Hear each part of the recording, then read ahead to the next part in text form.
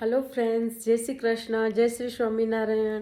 आज आप बनावीशू दाल बाटी चूरमा केम के आज नैरोबी में हॉलिडे है तो एटला एना माटे अमे बधा फ्रेंड्से विचार्યું કે વેધર બહુ ખરાબ છે, અત્યારે વરસાદ છે, ઠંડી છે, તો બહાર જવાના બદલે ઘરે પ્રોગ્રામ કરીએ બધા। તો અમે બનાવીશું દાલ બાટી ચૂરમા। તો ચાલો સ્ટાર્ટ કરીએ રેસિપી। લસણની ચટણી બનાવી, લસણ, મીઠું અને લાલ મરચું, પછી એનો કર્યો વઘાર, તેલમાં નાખી અને વઘાર કર્યો એનો સરસ મજાનો, અને ઉપરથી થોડુંક દહીં નાખ્યું, દહીં એડ કર્યું। દાલ બાટીમાં જોઈએ દાળ એટલે બનાવી દાળ। હવે આપણે બનાવીશું ચૂરમો।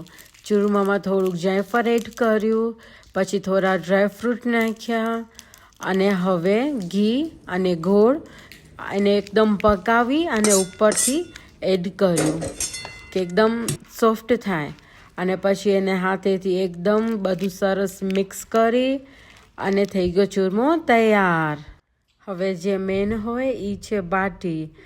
ઘઉંને એકદમ કરકરિયા પીસી અને એનો લોટ બનાવ્યો, અને પછી અમે કરી એની બાટી તૈયાર।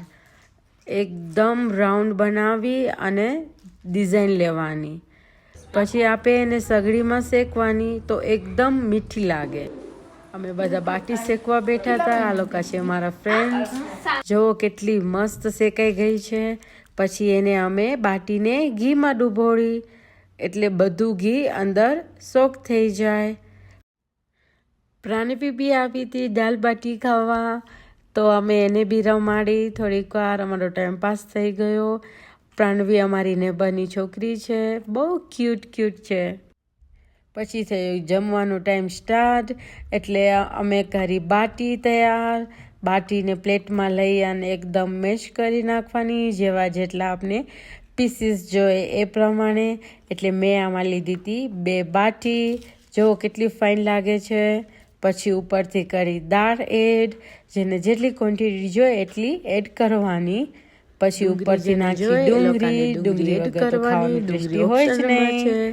પછી ઉપરથી નાખી લસણની તીખી ચટણી, એકદમ સ્પાઇસી હતી, બહુ મસ્ત લાગતી હતી। પછી ઉપરથી નાખ્યું લીંબુ, પછી આ સાથે વઘારેલા મરચાં। જો એકદમ તૈયાર થઈ ગઈ। હવે જે ચૂરમો બનાવ્યો હતો એને કટોરીમાં લીધો, કેમ કે ખાવા સાથે કંઈક મીઠું તો જોઈએ જ, તો જ આપણું ખાવાનું પૂરું। જવો સરસ એકદમ મસ્ત મજાની। પછી અમે લોકો બેસીને બધા જણા એન્જોય કર્યું દાલ બાટી, બહુ મજા આવી। જમી અને પછી અમે બધા બેઠા હતા, થોડીક વાર ટીવી જોઈ, વાતો કરી, બહુ જ મજા આવી। આજનો વ્લોગ તમને કેવો લાગ્યો મારો, પ્લીઝ મને કમેન્ટ કરજો, લાઈક કરજો અને સબસ્ક્રાઈબ કરવાનું ના ભૂલતા। તમે બી ખુશ રહો અને તમારા આજુબાજુવાળાને બી ખુશ રાખો। બાય, મળીએ આપણે નેક્સ્ટ વ્લોગમાં।